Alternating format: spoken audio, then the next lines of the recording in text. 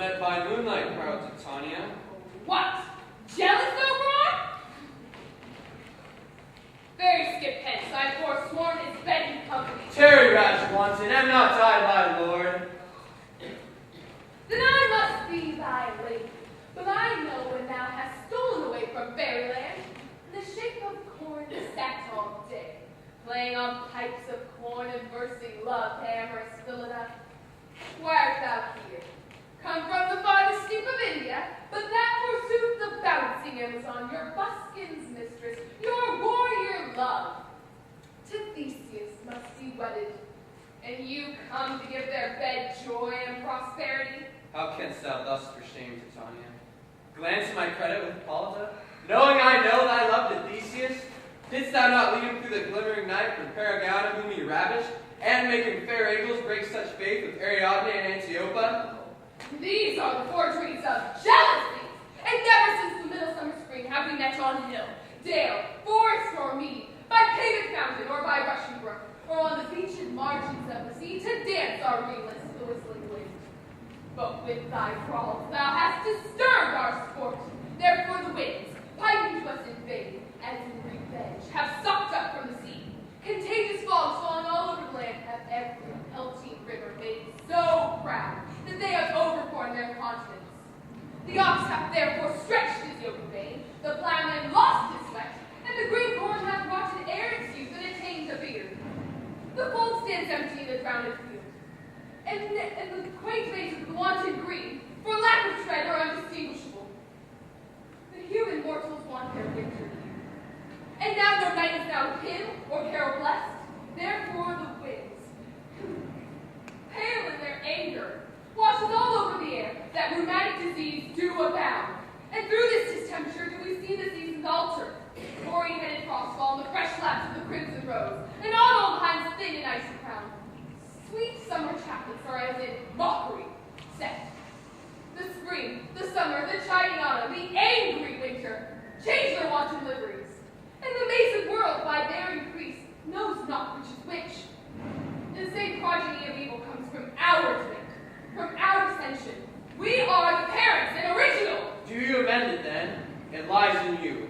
Why should Titania cross her own ground? I do but beg a little changeling boy to be my entry. Set your heart at rest. The very land buys not the child of me. His mother was a votress of my order. And in the spice of Indian air by night, hath she often gossiped by my side, and sat with me on Neptune's yellow sands, marking the embarking traders of the flood, which we would laugh and see the sails conceive and grow big-bellied with the wanton wind.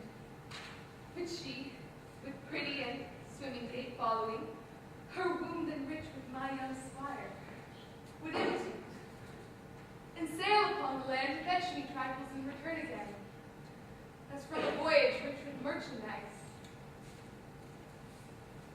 But her being mortal of that boy did die. For her sake, I rear up her boy, and for her sake, I will not part with him! How long within this wood intend you to stay?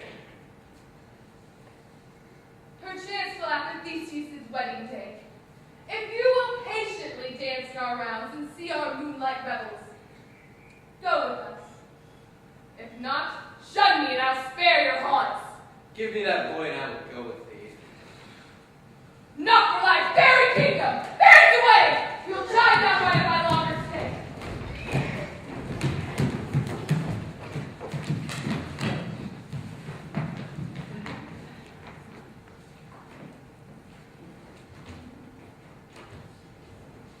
Well, go thy way. Thou shalt not from this grove till I torment thee for thy injury.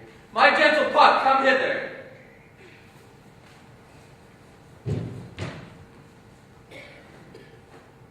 Thou rememberest when I sat upon a promontory and heard a mermaid on a dolphin's back, uttering such dulcet, harmonious breath that the rude sea grew civil at her song, and certain stars shot madly from their spheres to hear the sea maid's music? I remember. That very time I saw it, but thou couldst not. Flying between the cold moon and the earth was Cupid all armed. A certain aim he took at a fair vessel thrown in by the west, and loosed his love shaft smitely from his bows, which pierced 100,000 hearts. But I might see young Cupid's fiery shaft quenched in the chaste beams of the watery moon, or the imperial voters pass it on in maiden meditation fancy-free. Yet, marked I where the bolt of Cupid fell. It fell upon a little western flower, before white, now purple, love's moon. Maidens call it love and idleness. Fetch me this flower that Hereby showed thee once.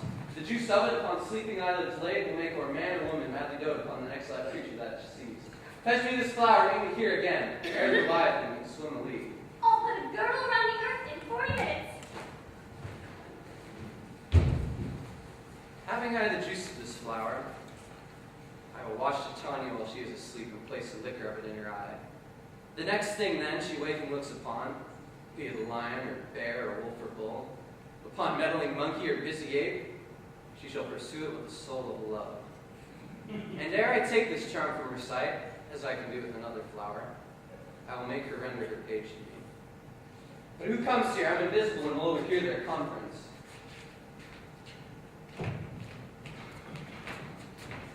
I love thee not, therefore pursue me not. Where is Lysander and fair Hermia? The one will stay, the other stayeth me. Thou toldst me they were stolen unto this wood, and here am I, and wood within this wood, because I cannot have my Hermia. Hence get thee gone, and call me no more. You draw me, you hard-hearted adamant, and yet you draw not iron, my heart is true as steel. Leave your power to draw, and I shall have no power to follow you. Do I entice you? Do I speak you fair? Or rather, do I not in plainest truth tell you I do not nor I cannot love you? Even for that do I love you the more. I'm your Samuel, and Demetrius, the more you beat me, I will fawn on you. Use me as your spaniel. Spurn me, strike me, neglect me, lose me. Only give me leave, unworthy as I am, to follow you. What worser place can I beg than your love? And yet place of high respect in me than to be used as you use your dog. Tempt not too much the hatred of my spirit, for I am sick when I do look on thee. I am sick, I look not on you. You do impeach your modesty too much. To leave the city, commit yourself into the hands of one that loves you not. To trust the opportunity of night and the ill counsel of a desert place with the rich worth of your virginity. Your virtue is my privilege, for that it is not night when I do see your face. Therefore I think I am not in the night, nor doth this wood lack worlds of company. For you, in my respect, are all the world. Then how can it be said I am alone when all the world is here to look on me? Thee, hide me in the brakes, and leave thee to the mercy of wild beasts. The wild have not so hard as you. Run when we will, the story shall be changed. Apollo flies and Daphne holds the chase. The dove pursues the griffin, the mild hind makes speed detects the tiger. Bootless speed when cowardice pursues and valor flies. I will not stay thy questions. Let me go. For if thou followest me, do not believe that thou shalt do thee mischief in the wood.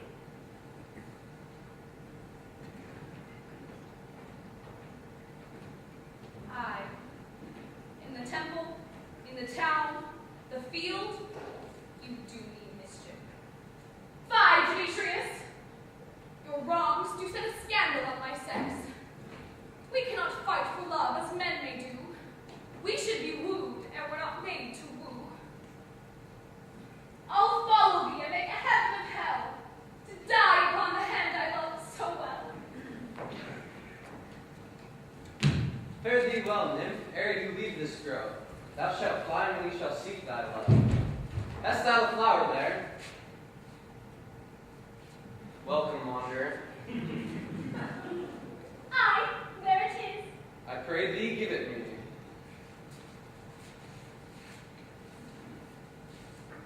I know a bank where the wild thyme blows, where ox lips and the nodding violet grows, quite over canopy with luscious woodbine, with sweet musk roses and eglantine. There sleeps Titania sometime of the night, lulled in these flowers with dances and delight.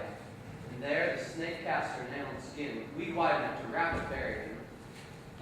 With this flower I will streak her eyes and fill her full of hateful fantasies.